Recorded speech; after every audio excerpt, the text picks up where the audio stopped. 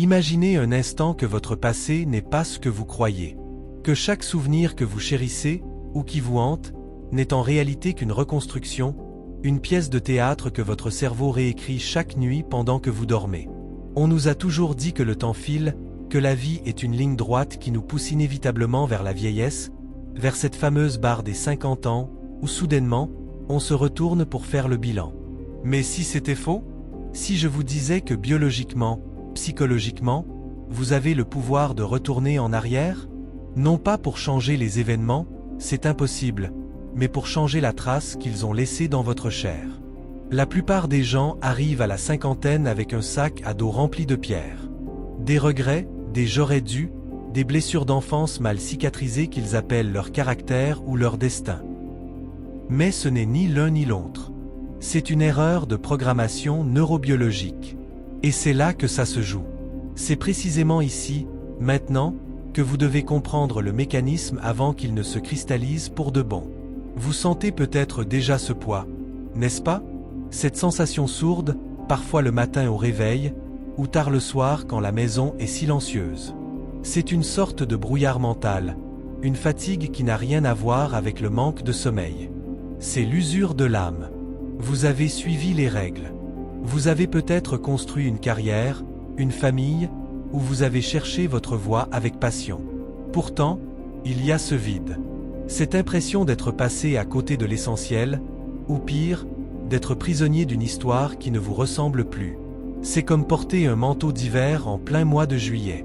C'est lourd, ça étouffe, et personne d'autre ne semble remarquer que vous transpirez sous le poids de vos propres souvenirs. La société, elle, nous vend une illusion.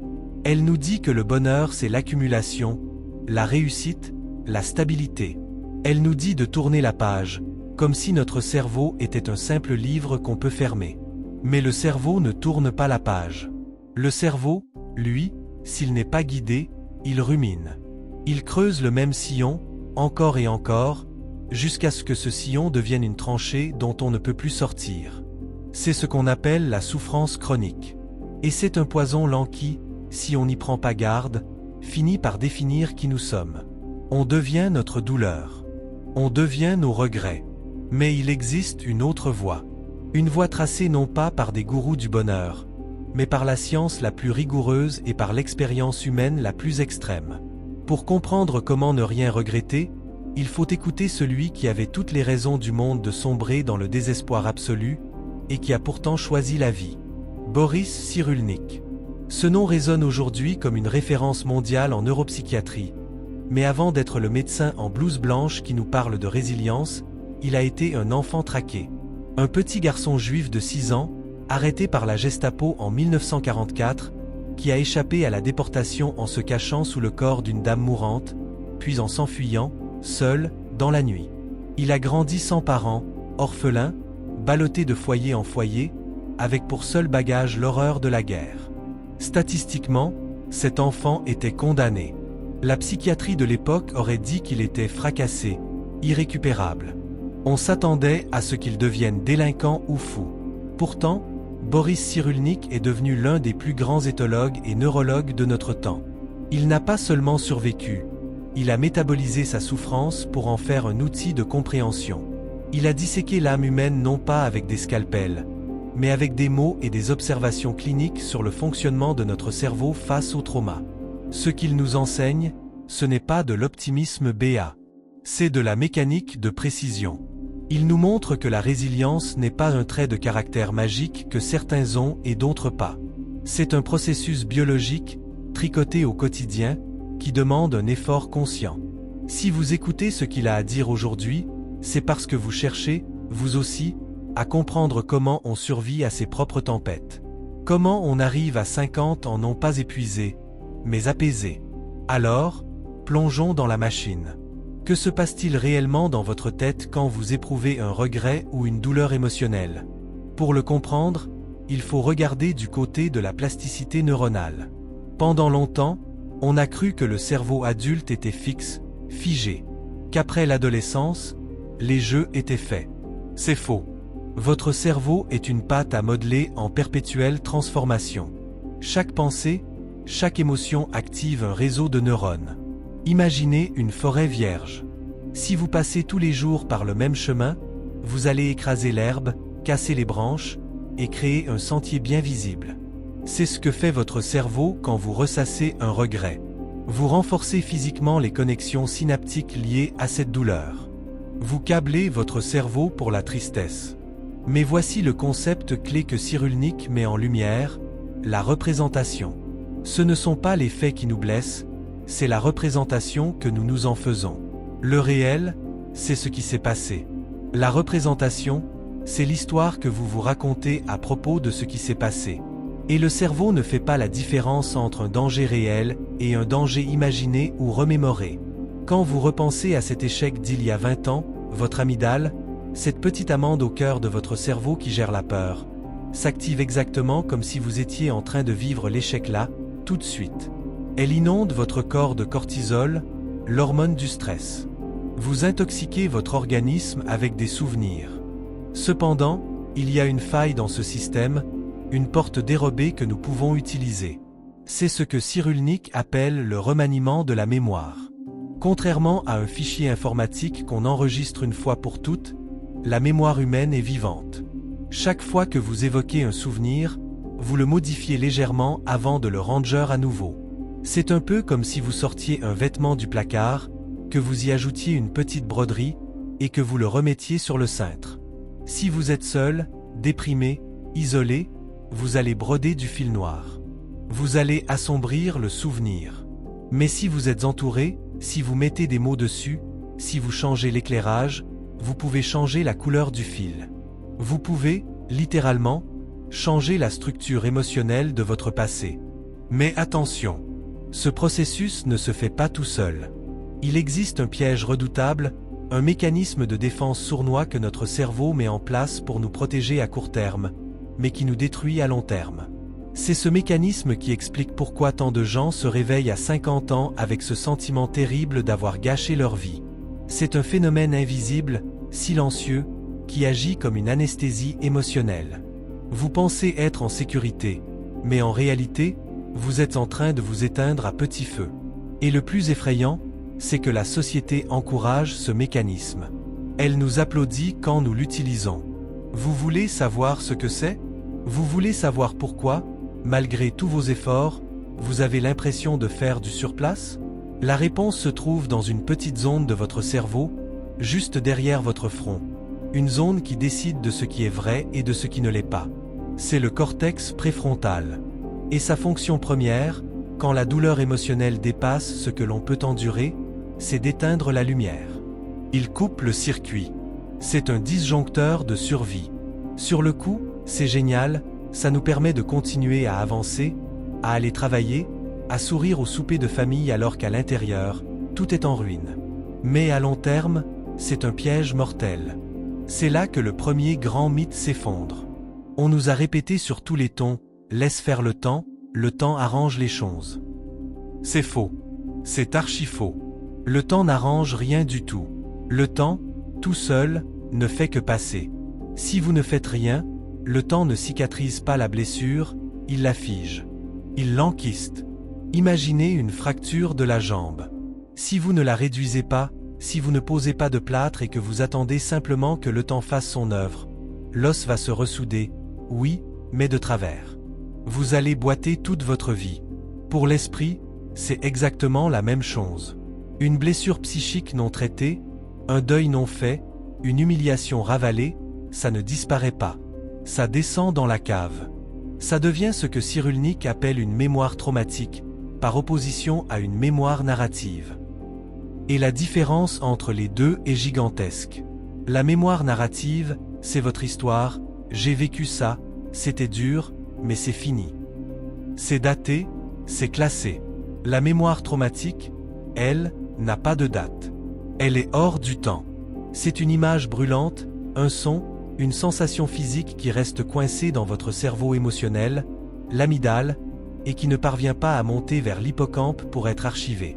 Résultat, 20 ans, 30 ans plus tard, un simple détail, une odeur, une remarque anodine réactive cette blessure avec la même violence qu'au premier jour.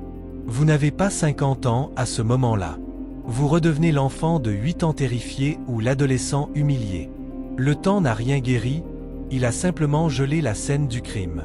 C'est là qu'il faut comprendre la chimie de votre propre cerveau pour arrêter de culpabiliser. Quand un événement violent survient, que ce soit un accident brutal ou une usure affective lente, votre cerveau subit une sidération. C'est comme un court-circuit. L'émotion est tellement forte qu'elle empêche le cerveau de penser. Littéralement. Les connexions entre la zone qui ressent et la zone qui analyse sont coupées. C'est pour ça qu'on reste souvent bête face à une agression, sans voix. On se dit après, j'aurais dû dire ça, j'aurais dû faire ça. Mais vous ne pouviez pas. Votre cerveau était en mode survie pure. Et c'est là que se forme ce tissu cicatriciel rigide. Le cerveau, pour ne plus souffrir, crée une carapace. On devient dur. On se dit, je suis fort, rien ne m'atteint. C'est le deuxième mythe à déconstruire, la force de caractère. On confond souvent résilience et résistance. La résistance, c'est le chêne face à la tempête. Il ne bouge pas, il encaisse, jusqu'au moment où il casse net. La résilience, ce n'est pas ça. La résilience, c'est le roseau. C'est la capacité à plier, à être tordu par l'épreuve, et à reprendre une forme nouvelle. Ceux qui arrivent à 50 ans en ayant tout encaissé sans jamais plier sont souvent ceux qui craquent le plus violemment. Burn-out, dépression majeure, infarctus. Pourquoi ? Parce que tenir la façade demande une énergie colossale. C'est épuisant de faire semblant d'aller bien. Votre cerveau consomme 20% de l'énergie de votre corps en temps normal. Mais quand vous devez réprimer constamment des émotions toxiques, cette consommation explose. Vous vivez en sur-régime permanent. C'est pour cela que vous êtes fatigué. C'est une fatigue métabolique, née de la lutte intestine entre ce que vous ressentez et ce que vous montrez. Et c'est ici que nous arrivons au cœur du problème, à cette vérité cruelle que je vous ai promise. C'est le moment le plus inconfortable de notre réflexion, mais c'est le plus nécessaire. Préparez-vous, car ce que je vais dire va peut-être vous heurter. La vérité, c'est que nous sommes complices de notre propre malheur. Non pas parce que nous l'avons cherché, pas du tout. Personne ne cherche à souffrir. Mais nous devenons complices parce que nous choisissons, souvent inconsciemment, le silence. Boris Cyrulnik a cette phrase terrible et magnifique. Ce n'est pas le traumatisme qui fait le malheur, c'est la solitude dans laquelle on laisse le traumatiser. Lisez bien entre les lignes. Le poison, ce n'est pas ce qui vous est arrivé. Le poison, c'est le secret que vous gardez autour de ce qui vous est arrivé.